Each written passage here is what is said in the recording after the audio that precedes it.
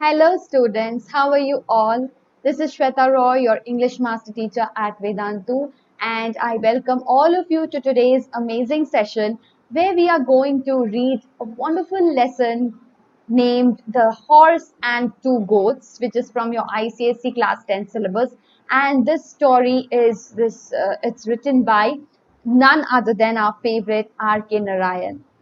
And from the title itself, after reading the title, what we can assume is we are surrounded by many questions like horse and two goats. Is the story about animals?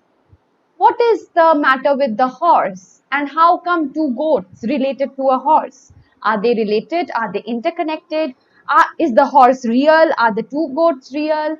And other related questions that constantly keeps cropping up in our mind after reading this very title. So let us move ahead and see what's up with the title and what's up with the story. Okay, and I promise you that this is a humorous and an interesting read. As I will simultaneously point out some of the passages from your text as well when I go through the book, go through the lesson, right? So as to make the concept absolutely clear to you. And of course, we have important question answers as well. So please stay tuned and listen to this wonderful story. First of all, let me remind you again of VSAT 2020. So if you haven't yet registered, please do register right now. This is just for you. You can win scholarship and assured scholarship. So already so many students have attended and so much scholarship has already been won. So what are you waiting for, guys? Now it's your turn to get your names right here in the scholarship list. And let me again remind you about Vedantu Pro subscription. You have to visit in the link given in the description box as well.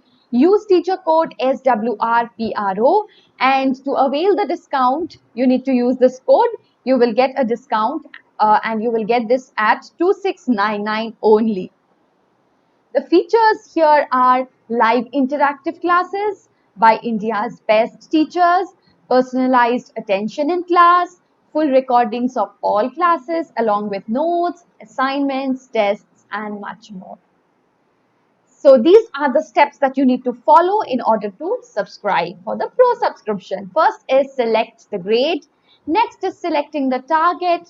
Next we have get subscription, and your job is done. Choose your plan, apply the code SWRPRO, and you will get complete curriculum, structured long-term batch which is in sync with your curriculum, chapter-wise micro courses, complete crash course, and the best part is you have all the freedom to study at your own plan and curriculum, according to your own plan and according to your own curriculum. Test series assignments, learning material, and regular performance reports are also the amazing features of this pro subscription. And we start off with our wonderful lesson, that is the horse and two goats. So let us move ahead. Yes, the story is written by R.K. Narayan. R.K. Narayan is an Indian author, first of all, and basically he is a South Indian author and he writes about the South Indian life and his town. If you have watched Malgudi Days, if you haven't watched, then please do watch Malgudi Days. It's amazing. Okay, guys. So the fictional town of Malgudi, it is his own creation. There is no such town as Malgudi, but yes, it's his creation. It is a South Indian town and it's fictional town. And he was the leading author of early literature in English along with Mulk Raj Anand and Raja Rao. So these three figures, Mulk Raj Anand, Raja Rao and R.K. Narayan, these three are important or prominent figures of English Indian literature. So basically they were Indians. What do I mean by Indian English literature? They were Indians. They were writing in English and not their mother tongue. So these writers were known as Indian English, writers. Okay. So moving ahead, in this session, this chapter we have divided into two parts. The first session, we will complete the entire story and the important question answers. So please stay tuned till the end of the lesson. All right. And the second part includes doubts and Menti quiz. Okay, guys. So in order to crack the Menti quiz and get at the top of the leaderboard, you need to watch this video very carefully. I'm going to explain the lesson to you. Okay.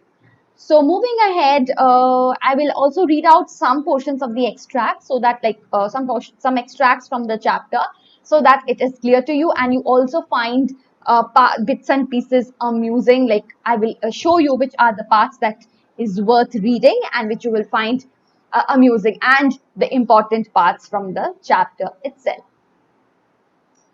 Now, in this horse and the horse and two goats, we have the characters called Muni and Muni's wife. Initially, we are introduced.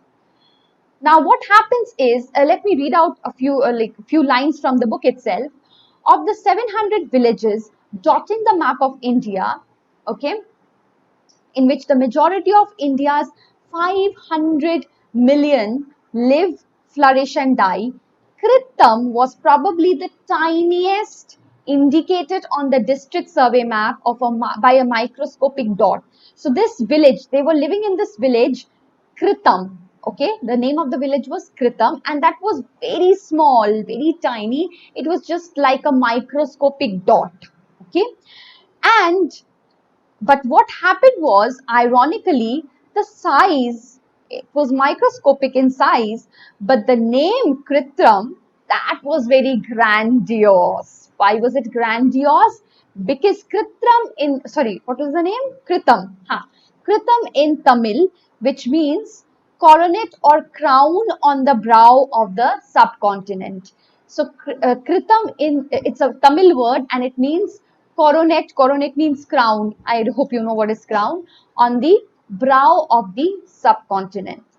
Brow is eyebrow of the subcontinent. So the name, the microscopic place, though the place was microscopic, but ironically the name did not match its size. Okay, and it suggested grandeur. Obviously, when you are talking about a crown of the subcontinent, then of course it is suggesting something grandeur, right? Something of grandeur. So the village consisted of fewer than 30 houses. So small it was, even less than 30 houses. One of them built from brick and cement and painted with brilliant yellow and blue overall with gorgeous carvings of gods and gargoyles, and this was known as the big house. So only one house was there prominent, which was painted wonderfully, and this was known as the big house. And the other houses, they were distributed in 4 streets. They were of generally bamboo, thatched straw and other unspecified material. And Muni's house, you can see over here, it's thatched. Thatched means it's like, you can see the thatch over here, right? And Muni's house was in the 4th street, and beyond which stretched the fields. And in his prosperous days, now let me tell something about Muni. Muni was initially very prosperous, okay? And but what happened? Initially he had a flock of sheep and goats, but what happened was he was just left with 2 goats. That was also not in a proper condition. Okay, so this was the tragic fate of Muni, that initially who was prosperous, he ended up being he landed up in poverty. All right. So Muni wanted to have drumstick sauce, but his wife said, go and buy dal, spices, oil and potato. So in order to have drumstick sauce, his wife said that I cannot make anything for you unless and until you go and buy dal, spices, oil and potato for preparing the sauce. Now, name the village in which Muni lived. Okay. How many houses were there in the village, and describe Muni's prosperous life, prosperous days. Please do comment the answer in the chat box right away. Okay. Now, when he went to the shopkeeper in order to buy those materials, those items which, uh, which was there, like which he wanted in order to have that drumstick sauce, obviously he did not have money. So the shopkeeper, okay, let me tell you one thing over here. What did he go to buy? Okay, first of all, yes, as I told you, he previous slide I already told you that he wanted, his wife told him to buy dal, spices, oil, and potato. Okay, so for that he went to the shopkeeper. Okay, and he wanted to buy those items in order to prepare the drumstick. So in order to ask his wife to prepare that food for her, for him. But the shopkeeper, since he did not have enough money, he was poor, right? Initially he had a lot of money, he was prosperous, he had flocks, he had flocks of goats like that. But now he was just left with two goats. That's it, that's all. And this shopkeeper, what did he say? He humiliated him and he refused to give him anything on credit. So he said that if you don't have money, then I'm not going to give you anything. All right.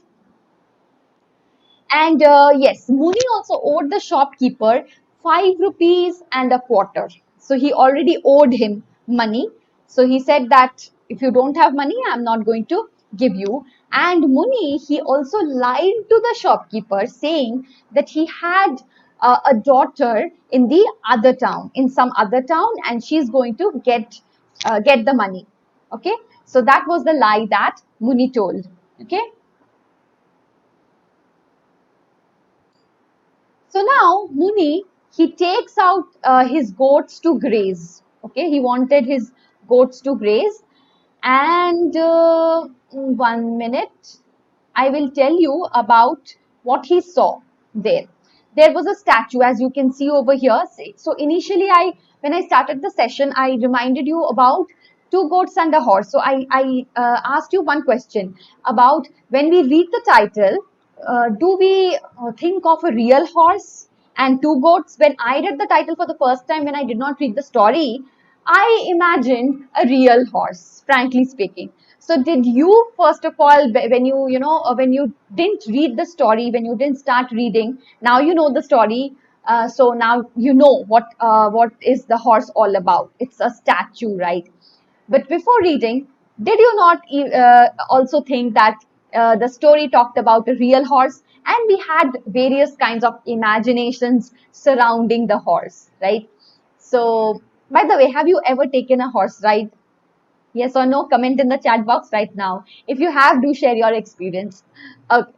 So now I would describe the house as described in your text. So let me read out that portion because that is very important. The horse was nearly life-sized, very big, okay? Molded out of clay, baked, burnt, and brightly colored, and reared its head proudly, prancing its forelegs in the air. Prancing is jumping, freely moving, okay? Like in this way, it was placed in this manner. That means the four legs were as if it's going to just now it's going to take a jump, okay? And prancing its four legs in the air. Four legs are the legs which are placed before. Hind legs are the legs which are there at the back. Okay. Flourishing its tail in a loop. Loop is round shape. Beside the horse stood a warrior, with bulging eyes, with scythe-like mustachios. Scythe is a weapon, it is used in farming usually. Okay, so his mustache was such, like this. Okay, round mustache. So it was like a scythe, in the shape of a scythe. If you have seen a scythe, if you have seen the weapons used for farming, seen the tools, not weapons, I would say, the tools used for farming, there's a scythe as well. It's in the shape of half moon, crescent moon. Okay, so the moustache was also in the same shape, and bulging eyes. Okay, bulging, eyes coming out, almost big eyes, okay? And aquiline nose. The old image makers believed in indicating a man of strength by bulging out his eyes and sharpening his moustache tips, and also decorated the man's chest with beads. Beads are uh, beads, the beads of like pearl beads you have, that those beads, small, round shaped, right? Which look today like blobs of mud through the ravages of sun and wind and rain. But Muni couldn't insist that he had known the beads to sparkle like 9 gems at one time in his life. So the beads, Muni thought that it was like sparkling, like 9 gems at one time. Okay, so this is the description of the horse, the statue of the horse, which was placed just beside where Muni went to graze off. So this was the majestic statue of horse, and the description of the horse statue is important for your exam as well. Okay. Okay. So yes, as I told you,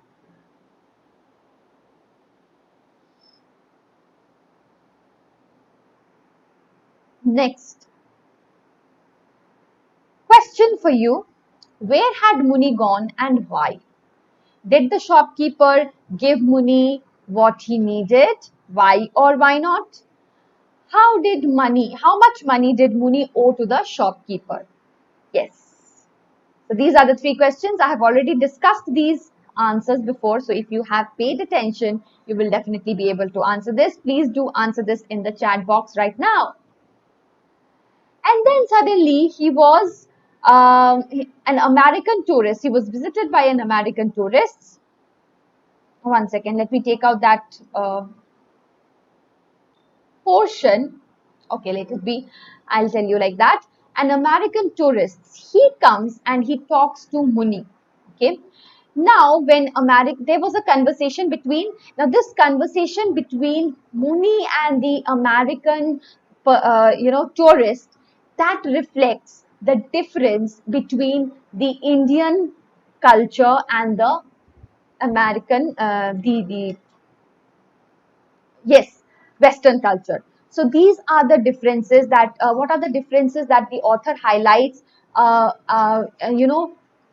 the conversation between the Indian poor uh, man like Muni and the Western rich foreigner, American tourist, and he was also a businessman. And so the author is trying to create a huge gap between these two. Okay, and this is reflected in their conversation. Okay, and the amazing fact and amusing fact is that both of them cannot understand each other's conversation at all. Muni, he being a simple South Indian, he speaks in his own mother tongue, Tamil, whereas the American tourist, he does not understand anything, anything about, yes, anything about Muni. Whatever Muni was saying, he did not understand a single word. But the way Muni was expressing, he really liked the way. Okay, so there was a great communication gap between these two. And Muni, when he for the first time saw this American tourist, he got a little afraid. He thought that perhaps he belongs to the police or something like that. And maybe when this businessman, he took out his card and he gave that to Muni, he thought that this card is an arrest warrant. So he was shuddering with fear. He was so afraid. So this simple man, he could not understand anything about the American tourist. And now what was the American tourist's wish? He thought that Muni was the owner of this majestic statue. Okay, so Muni was the owner of this majestic statue that was thought by this American tourist. So the American tourist, he wanted the statue and he offered money. Okay, but what did Muni understood, and what did Muni understand is the fact that the American, he wants to buy my goats, the 2 goats. and that is why he is offering the money. And if I could show you the conversation, one second, let me tell you. Uh, about the amazing conversation that took place between. Okay, yes, I have got the points actually. So this red man, that is American, said, "I'm sure you know when this horse was made," said the red man and smiled ingratiatingly. Muni reacted to the relaxed atmosphere by smiling himself and pleaded, "Please go away, sir. I know nothing." So he thought that he was arresting him for some reason. "I promise we will hold him for you if we see any bad character around, and we will bury him up to his neck in a coconut pit if he tries to escape. But our village has always been had a clean record. Must definitely be the other village." So he's thinking that he is going to arrest. He said that no, something is there in the next village. It's not here. Please go away. Please go away, sir.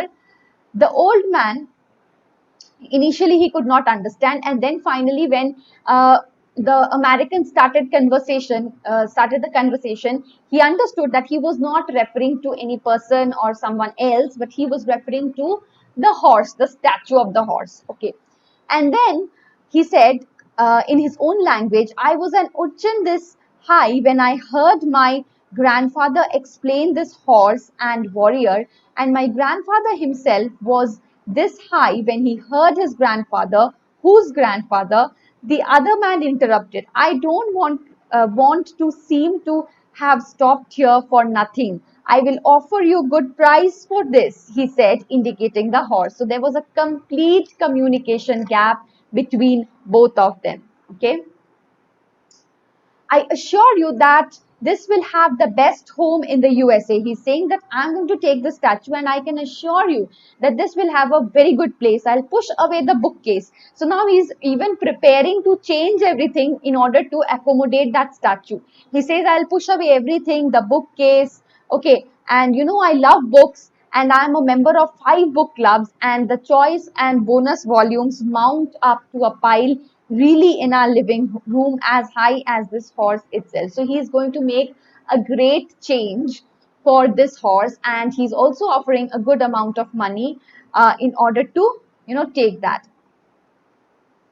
So from here, we can say that the author is trying to indicate the real difference between Indian civilization, Indian people like Muni, simple man like Muni, and so he's also having a cross-cultural connect. Okay, over here he's indicating a reference to cross-culture.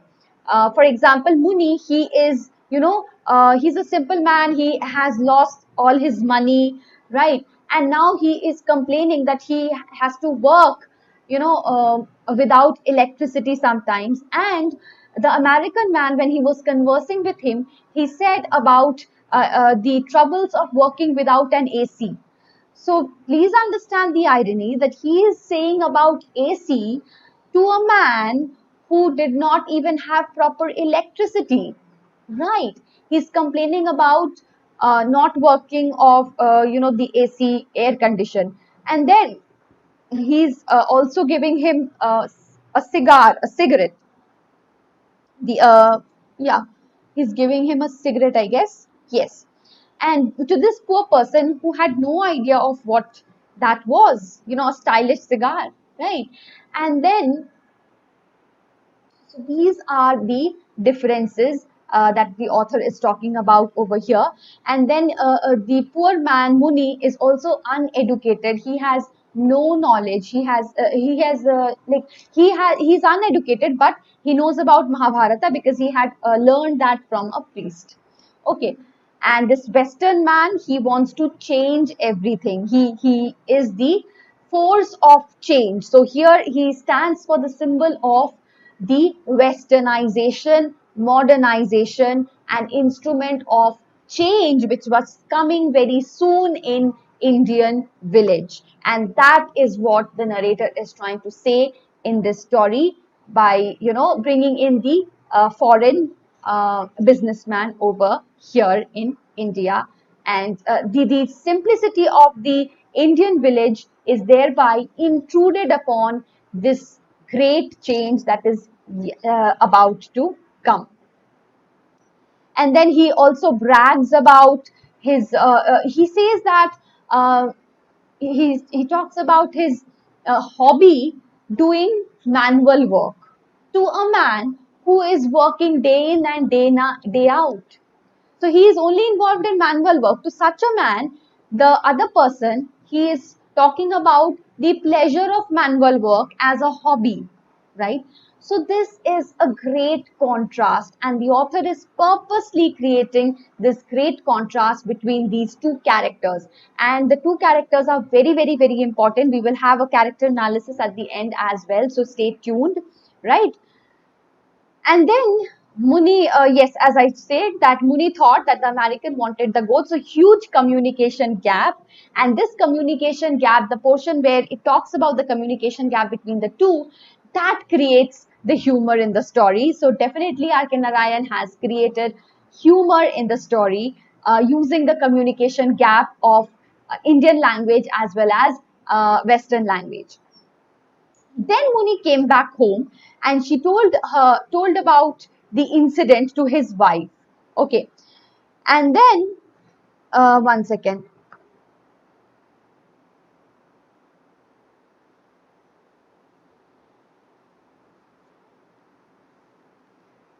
So now Muni's wife, when she came to know about the incident, uh, she was confused. First of all, she did not trust, right? So she got confused. How can he earn so much by selling these two horses, these two goats? And then suddenly, the wife said that the goats have come back. Okay. So that was the story. And then he says that if now the police comes to arrest you, I don't know you. It is completely on you. I don't know what you have done. It is completely on you. The goats have come back. I think you have done something. And now if the police comes to the house, I'm not going to do anything. Okay. I'm out of this. Okay. So that again, the ending is also humorous. So the narrator has completely created a humorous story and with the help of humor, he actually points out great issues. He points out to several issues, several contrasts, and also so humor is a kind of weapon used by the narrator over here, by the writer over here, in order to create a contrast between the Indian culture and the Western civilization. And he also talks about the intrusion of Western civilization, and the taking away of horse is actually taking away something of the in actually it can symbolize the taking away of Indianness from India. Okay, so now we will come to the appropriateness of title. So what are you going to write? So first of all, when I started this session, I started with the title itself, right? So when we hear the title for the first time, we think that, oh my God, is it a story about a real horse, real goat, animals? What is it? Is it an animal story? What is it, right? So that creates curiosity, and the curiosity goes, it helps us to create interest, to generate interest, to read the story further and further. Muni drives the story forward. Major driving force is the dialogue between Muni and the American. And the story, obviously, the entire story is centered on the horse and the goats. The episode of the misunderstanding of the two, that is the humor in the story. And we have the theme of cross culture. So in the theme of cross culture, as I told you, you have to talk about the differences in the civilization, Indian as well as Western, and the contrast between Indian and Western culture, that is very, very, very important, and that has been highlighted humorously in the entire story. Muni's character sketch, Muni is the protagonist of the story, and the whole story is revolving around him. The initial part of the story, he is first described as a poor villager, but he was, yes, a prosperous man earlier, but then he became a then he landed into poverty, and he's completely dependent on his wife, who arranges for his both ends meet by working in the at the big house. And as a result, he does not argue with her because he fears her. As I told you that he was uneducated, but still he has the knowledge of Ramayana and Mahabharata because he had heard it by the priest. And then he is the symbol of Indian tradition. And in the symbol of Indian tradition, you need to mention about how he works, how he was initially prosperous, how his life completely depended on, his flock, right?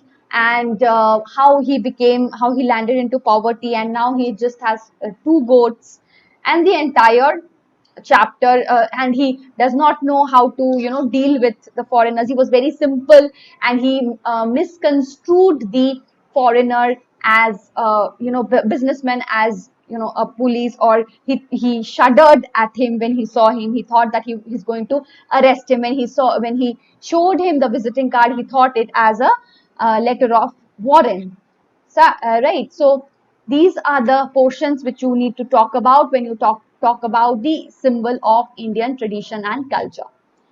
And the American character, the American is totally in sharp contrast, and he entered the story when Muni was sitting in the foot of the statue, and he came in a yellow vehicle, which is a symbol of the new culture. As I told you that very soon the westernization, the what to say, the wind of westernization, the air of westernization is very soon going to spread in the entire India. That is what the narrator, the author, is trying to portray through this story. The American is represented as a typical wealthy person, as opposed to Muni. He was an Indian villager. And yes, so basically you also have to talk about the contrasting character. When you are talking about the American's character, the character sketch of Muni is also going to come in, and when you are talking about Muni's character, the other way around, right? So when he offered Muni a cigarette, he did not understand Muni's language. Still, he was liking the way he was speaking, so he listened to it very uh, you know with very great interest, with keen interest, and he tried to comprehend what he was trying to say. And it is ironical that he expected Muni to understand English, right? So that is very ironical, and that is actually the author is trying to emphasize on that point. He was a typical American tourist who wishes to take back home the horse of statue as a souvenir to keep it in his living room. And he traded in coffee. He liked the way, that is why he constantly tried to, communicate with him. He was a man of business who did not understand that statues' cultural or religious importance. That is very, very important. So when the narrator said, Muni said about the cultural importance, about his the statue being a symbol of culture, a symbol of he was a warrior, he was a redeemer. That is what the narrator said. Muni said about the horse statue, that he was a redeemer. Okay, and that is what he was told about the horse statue. But he did not understand, the American did not understand the cultural importance, the importance of Indian culture, and that is what the narrator is constantly trying to show. The Westerns, you know, being ignorant, the Westerners being ignorant of Indian values, Indian culture, but they are coming in, they are intruding upon Indian culture, and they are trying to take away, strip the Indians of their values, their culture, their tradition. That is the underlying theme of the entire story. And this is brought about very cleverly, very subtly, with the help of humor. All right. And yes, he paid 100 rupees for the statue to Muni and took the statue along with him to New York. Okay, then Muni's wife's character sketch. So Muni was presented, and Muni's wife is the epitome of Indian women. So that is how the narrator presents the Indian women in the entire story. She is the Indian woman who takes up duties and responsibilities of her household as her husband. Typical Indian women. Okay, she is introduced in her kitchen where she appeared to. She prepared and packed food for her husband. Although she was rude, she was a little gruff with him. She was always wishing to satisfy his craving because she considered that as a wifely duty. And that is how so Muni's character, when we are discussing Muni's character, actually you can also prepare for another character, another question, that is, how did the author, right, how did the author present women in the story? Okay, so Muni would occasionally thrash her earlier, typical presentation, but now she had an upper hand in the family dispute. Muni pondered on what his wife would do if he would die, but it was Muni who was dependent on her. So this is again the typical male chauvinistic, mindset, that the male thinks that he is in power, he is the all powerful, but actually it was the other way around. It was Muni who was completely dependent on him. So yes, the patriarchal, the chauvinistic mindset is presented very beautifully with the help of Muni's character.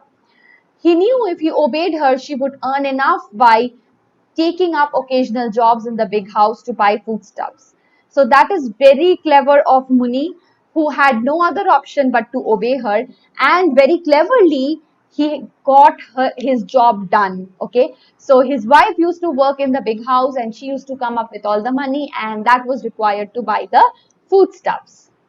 She was very hardworking and was not worn down by poverty. She was so honest that she was not delighted on seeing her husband with 100 rupees, but accused Muni of stealing it. So that is why at the end of the story she says that the police is going to come because I can see that the goats have come. So what have you done? You have done something wrong. She was ready to work as hard as possible to make both ends meet, but was not ready to use the money by unfair means. She was married to Muni at a very young age. So again, typical, women portrayal. So in those times, you all know that women were, even today, some places in the very interior rural villages, you will find this. The girls get married at a very young age, 18, 17, 18. That is also, I'm just saying, I think 17, 18 is also too much that I'm saying. It's less than that even, right? So she used to get angry occasionally, so it's very difficult, but she tries her best to earn money because that was considered as a duty that would be done by ideal wives. Okay, so I hope you have enjoyed today's session, and also please write the answer about what do you think of the portrayal of women characters, and it has women being portrayed in a realistic manner in this very story. Analyze with the help of Muni's character. I have already come up with Muni's character, but I'm just twisting the question a little bit. You have to write about what do you think of the presentation of women characters. Has women character have women characters been presented in a realistic manner? So please let me know in the comment section, and thank you so much for watching. I hope you have got the deeper nuances of the chapter. It's not just about a humorous story about miscommunication between two. It's far more than that, far beyond than that. I have been able to convey that meaning, which is about cross culture. I hope I have come up with the theme properly. The theme is cross culture and the intrusion of the Westerners in the simple Indian village. So thank you guys. I hope you are going to subscribe as well. So please do subscribe and keep sharing your love so that we can come up with lots and lots of other chapters as well. And we are going to complete your syllabus as much as possible. I know that it's not possible actually to read the entire chapter and explain the entire story, but I'm trying my best to do as much as I can for you so that the meaning is absolutely clear. That the if you can catch the theme of the story, then you can do the chapter reading and get the meanings done as well. So basic thing is catching of theme and understanding the theme, understanding the various nuances, other nuances that usually is not directly stated but implied, and you need to puzzle out. I hope I am helping you in guiding, I am helping you and I am trying to guide you in that way. So thank you guys and take care. See you all again in the next session. Bye bye.